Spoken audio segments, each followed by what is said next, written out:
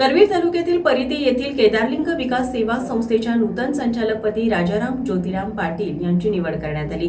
यावेळी भोगावती साखर कारखान्याचे संचालक डी.आय. पाटील, परिधीचे सरपंच मनोज पाटील, सोसायटी चेअरमन धोंडीराम ढेरे, गजानन पाटील, बंडोपंत कावणेकर, ग्रामपंचायत सदस्य शहाजी पवते, प्रकाश पोखरणीकर, एस.डी. पाटील यांच्यासह मान्यवर उपस्थित होते। यावेळी टीव्ही नेक्स्ट मराठीशी बोलताना राजाराम पाटील म्हणाले, सोसायटीचा विकास हाच माझा ध्यास असेल। या अगोदर माझ्या मातोश्री व्हाईस चेअरमन म्हणून सोसायटीचा कारभार सांभाळत होत्या। त्यांच्या कालावधीमध्ये सोसायटीमध्ये संगणक कक्ष, इमारतीची कामे, सभासदांना न्याय देण्याचं काम त्यांनी सातत्यानं केलंय। तोच वारसा मी पुढे घेऊन सोसायटी चांगल्या पद्धतीने कशी चालेल यासाठी मी सातत्यानं प्रयत्न करणार आहे। एक गाव एक सोसायटी असा आमचा संकल्प आहे, त्यामुळे सोसायटीचं काम अतिशय चांगल्या पद्धतीनं करणार आहे। सभासदांना चांगला न्याय देण्याचं काम केलं जाईल असं राजाराम पाटील यांनी सांगितलं।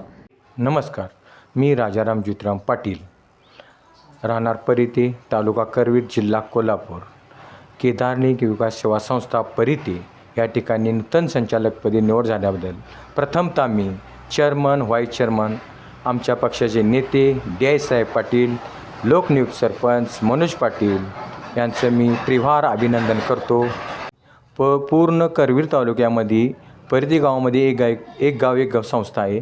या संस्थेमध्ये पूर्वी माझ्या मातोश्री सोनाबाई ज्योतिराम पाटील यांनी व्हाईस चेअरमन पद भूषवलेलं आहे आणि त्या कार्यकालामध्ये बिल्डिंग बांधणे किंवा सभासदांना जेणेकरून कॅम्प्युटराईज करणे ह्या पद्धतीच्या कार्यकाल आमच्या मातोश्रींच्या कालामध्ये झालेला आहे।